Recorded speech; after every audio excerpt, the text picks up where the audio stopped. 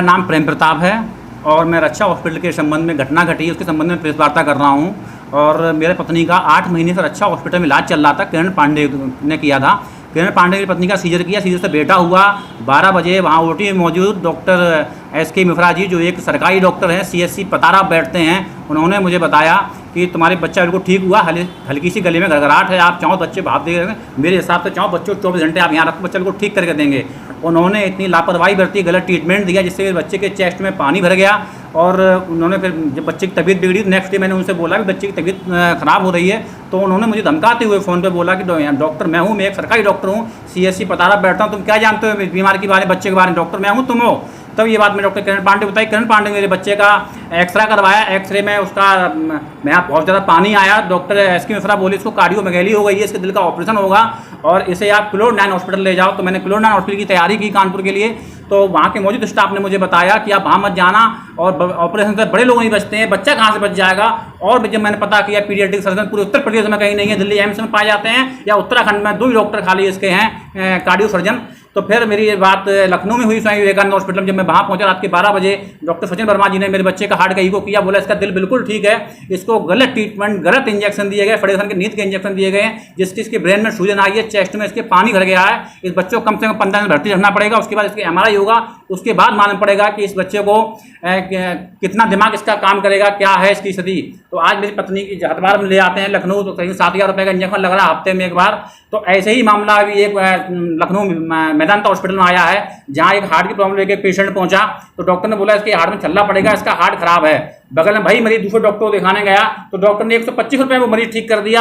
आज मेदांता हॉस्पिटल में ताला पड़ रहा है लखनऊ में। ऐसे ही अनित मैं जानकारी चाहता हूँ कि अब तक इस हॉस्पिटल में कितने ऑपरेशन हुए 2 साल में, कितने सीजर हुए, कितने लोग मरे हैं, कितने ठीक हुए, मरे तो उनका क्या कारण रहा, क्या लापरवाही रही। आपने इसके लिए प्रशासन से कोई कार्रवाई? प्रशासन से मैंने कार्रवाई की।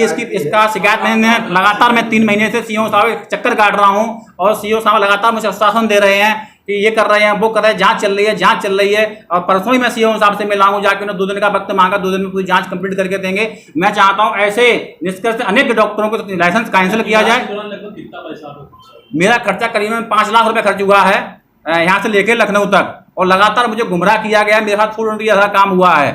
यहाँ के डॉक्टर कुछ बता रहे, और इन डॉक्टर साहब के उस पर doctor MBBS MD doctor Sachin Verma ji, उन्होंने लाल पेन चलाया और बोला इसका ट्रीटमेंट बहुत गलत हुआ है, और इसके ट्रीटमेंट की वजह से, इसी इंजेक्शन की वजह से तुम्हारे बच्चे की तबीयत खराब हुई है। आज तुम्हारा बच्चा जान मान से डॉक्टर SK मिश्रा के लिए और रक्षा हॉस्पिटल जैसे लोग ऐसे 420 टाइप के डॉक्टर रखते हैं। गवर्नमेंट डॉक्टर को अलाउ नहीं होती। गवर्नमेंट सरकार माननीय महाराज जी इतनी पैसा दे रहे हैं, इतना सैलरी दे रहे हैं कि सरकारी डॉक्टरों के तब भी इनका पेट नहीं भर रहा है। प्राइवेट में जाके धुआंधार मचा रहे हैं, इस कटाई कर रहे हैं, इसको काटना उसको काटना, लूटपाट मचाए हुए हैं। ऐसे हॉस्पिटल तत्काल प्रभाव से सील होना चाहिए, और इस डॉक्टर को तत्काल प्रभाव से सस्पेंड होना चाहिए और बर्खास्त होना चाहिए, सारी सेवाओं से हटाना चाहिए। ये माननीय महाराज जी से मेरा कहना है, और CO साहब से कहना है कि इसे तत्काल सस्पेंड करें। आप क्यों सुनवाई नहीं करें? लगातार मुझसे वक्त क्यों मांग रहे हैं? वो मुझे लगातार धमकियां दे रहे हैं कि हमने इससे तुम जितनी करोगे। और ये थाने में पकड़ा गया था, वहाँ भी पैसा देकर छूट गया। लगातार 2 बार पकड़ा भी गया है इसी मसले में। हाँ, डॉक्टर साहब पकड़े गए थे। रामादेवी थाने की चौकी पड़ती है, वहाँ उन्हें सुबह शाम तक बैठा के रखा, बोला 50,000 रुपये देके बचेगा, तुम क्या कर लोगे। फिर मैं CO साहब के पास पहुंचा। लगातार मैं शिकायत पे शिकायत कर रहा हूँ, CO साहब लगातार मिल रहा हूँ, और मुझे आश्वासन दिया जा रहा है। अभी तक कोई ठीक तरीका निर्णय या कोई कार्रवाई नहीं हो पाई है।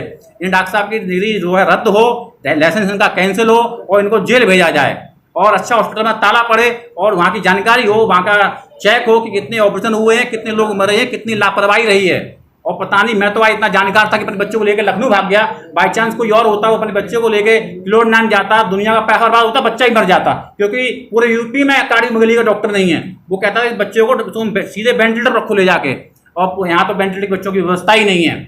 अपना सरकारी अस्पताल है, यहाँ भी 14 वेंटिलेटर ज़्यादा है ही नहीं। ये कौन सा हैलिड है, कौन सा हॉस्पिटल है? अभी तक कहाँ कहाँ आपने शिकायत? माननीय महाराज मुख्यमंत्री शिकायत की है, माननीय डिप्टी CM साहब से मैंने शिकायत की है, माननीय प्रमुख सचिव साहब से मैंने शिकायत की है, माननीय DM साहब से मैंने शिकायत की है, और माननीय CO साहब से मैंने शिकायत की है।